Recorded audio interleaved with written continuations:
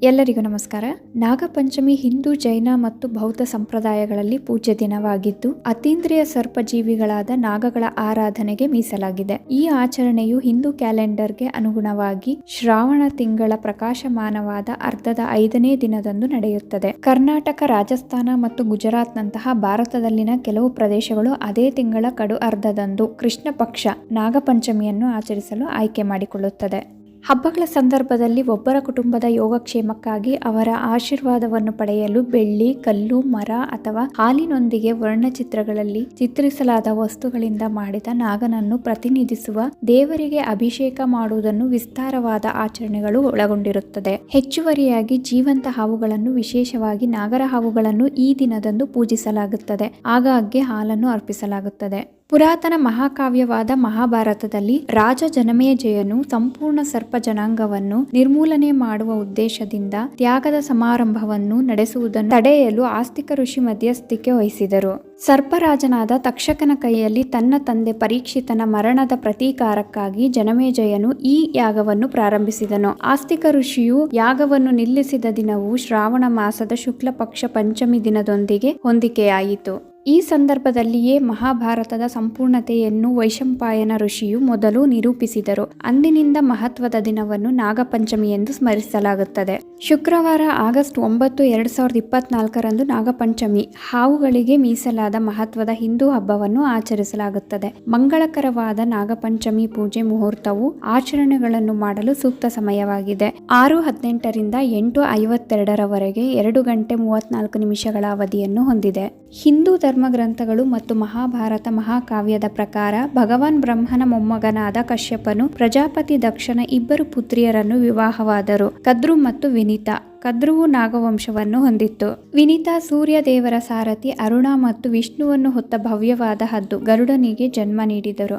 ಅಗ್ನಿ ಪುರಾಣ, ಸ್ಕಂದ ಪುರಾಣ, ನಾರದ ಪುರಾಣ ಮತ್ತು ಮಹಾಭಾರತದಂತಹ ಪ್ರಾಚೀನ ಭಾರತೀಯ ಗ್ರಂಥಗಳಲ್ಲಿ ಇತಿಹಾಸದಲ್ಲಿ ಹಾವುಗಳ ಬಗೆಗಿನ ಗೌರವದ ವಿವರವಾದ ವಿವರಣೆಗಳಿಗೆ ಮಹಾಭಾರತ ಕಾವ್ಯದಲ್ಲಿ ಒಂದು ಗಮನಾರ್ಹ ಉಲ್ಲೇಖವು ಕಂಡುಬರುತ್ತದೆ. ಕುರು ರಾಜವಂಶದ ರಾಜ ಪರೀಕ್ಷಿತನ ಮಗ ಜನಮೇಜಯನು ತಕ್ಷಕ ಎಂಬ ಸರ್ಪದಿಂದ ಉಂಟಾದ ತನ್ನ ತಂದೆಯ ಮರಣದ ಸೇಡು ತೀರಿಸಿಕೊಳ್ಳಲು ಸರ್ಪಸತ್ರ ಎಂಬ ನಾಗಬಲಿಯನ್ನು ನಡೆಸಿದನು. ಈ ತ್ಯಾಗದ ಸಮಯದಲ್ಲಿ ಪ್ರಪಂಚದ ಎಲ್ಲಾ ಹಾವುಗಳನ್ನು ನಿರ್ಮೂಲನೆ ಮಾಡುವ ಉದ್ದೇಶಕ್ಕಾಗಿ ವಿಶೇಷ ಬಲಿಪೀಠವನ್ನು ನಿರ್ಮಿಸಲಾಯಿತು. ಜ್ಞಾನವುಳ್ಳ ಬ್ರಾಹ್ಮಣ ಋಷಿಗಳ ಗುಂಪು ಜನಮೇಜಯನ ಸಮ್ಮುಖದಲ್ಲಿ ಸಮಾರಂಭವನ್ನು ಪ್ರಾರಂಭಿಸಿತು.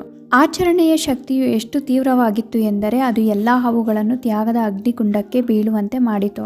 ಇಂದ್ರನ ಪಾತಾಳ ಲೋಕದಲ್ಲಿ ಆಶ್ರಯ ಪಡೆದು ತಕ್ಷಕ ಮಾತ್ರ ಸೆರೆಯಿಂದ ತಪ್ಪಿಸಿಕೊಳ್ಳುವಲ್ಲಿ ಯಶಸ್ವಿಯಾಗಿದ್ದಾನೆ ಎಂದು ಪತ್ತೆಯಾದಾಗ ಋಷಿಗಳು ತಕ್ಷಕ ಮತ್ತು ಇಂದ್ರ ಇಬ್ಬರನ್ನು ಬೆಂಕಿಯ ಕಡೆಗೆ ಸೆಳೆಯಲು ತಮ್ಮ ಮಂತ್ರಗಳನ್ನು ತೀವ್ರಗೊಳಿಸಿದರು.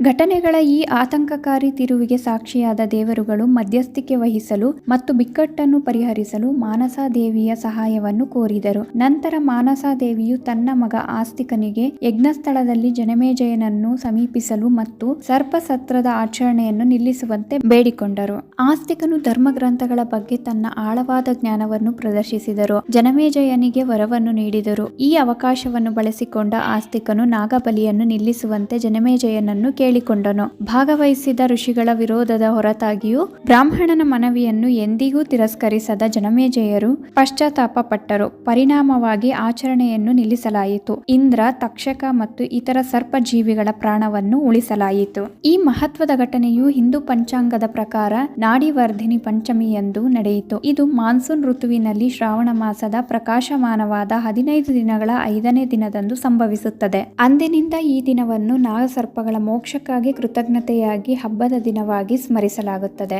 ಈ ಘಟನೆಗಳ ನಂತರ ಇಂದ್ರನು ಮಾನಸಾದೇವಿಗೆ ಗೌರವ ಸಲ್ಲಿಸಿದರು. ಗರುಡ ಪುರಾಣದ ಪ್ರಕಾರ ಈ ದಿನದಂದು ಹಾವುಗಳಿಗೆ ಪ್ರಾರ್ಥನೆ ಸಲ್ಲಿಸುವುದು ಮಂಗಳಕರವೆಂದು ಪರಿಗಣಿಸಲಾಗಿದೆ. ಇದು ಒಬ್ಬರ ಜೀವನದಲ್ಲಿ ಅನುಕೂಲಕರ ಫಲಿತಾಂಶಗಳನ್ನು ನೀಡುತ್ತದೆ. ಬ್ರಾಹ್ಮಣರಿಗೆ ಆಹಾರವನ್ನು ಒದಗಿಸುವ ಮೂಲಕ ಈ ಅಭ್ಯಾಸವನ್ನು ವಿಶಿಷ್ಟವಾಗಿ ಅನುಸರಿಸಲಾಗುತ್ತದೆ. ನಾಗಪಂಚಮಿ ಎಂದರೆ ನಾಗಕುಲವನ್ನು ಉಳಿಸಿದಂತಹ ದಿನ. ನಾಗಪಂಚಮಿಯ ಹಿಂದಿನ ಕತೆ ಮತ್ತು ಇತಿಹಾಸವನ್ನು ತಿಳಿಸುತ್ತಾ ಈ ವಿಡಿಯೋನ ಇಲ್ಲಿಗೆ ಎಂಡ್ ಮಾಡ್ತಾ ಇದ್ದೀನಿ. ಈ ವಿಡಿಯೋ ನಿಮ್ಗೆ ಇಷ್ಟ ಆಗಿದ್ರೆ ದಯವಿಟ್ಟು ನಮ್ಮ ಚಾನಲ್ಗೆ ಸಬ್ಸ್ಕ್ರೈಬ್ ಆಗಿ, ಲೈಕ್ ಮಾಡಿ, ಶೇರ್ ಮಾಡಿ, ಹಾಗೆ ಕಮೆಂಟ್ ಮಾಡಿ. ನಾಗಪಂಚಮಿಯಂದು ಆದಷ್ಟು ಸರಿಯಾದ ಸಮಯಕ್ಕೆ ತೆನೆ ಎರೆಯೋದು ತುಂಬಾನೇ ಒಳ್ಳೆಯದು. ಕುಟುಂಬದವರೆಲ್ಲ ಸೇರಿ ಆಚರಣೆ ಮಾಡುವಂತಹ ನಾಗರ ಪಂಚಮಿ ಹಬ್ಬದ ಶುಭಾಶಯಗಳು. ನಾಗದೇವರಿಗೆ ಪೂಜೆಯನ್ನು ಸಲ್ಲಿಸುತ್ತಾ ಈ ಹಬ್ಬದ ವಿಶೇಷ ಅನುಗ್ರಹಕ್ಕೆ ಪಾತ್ರರಾಗೋಣ.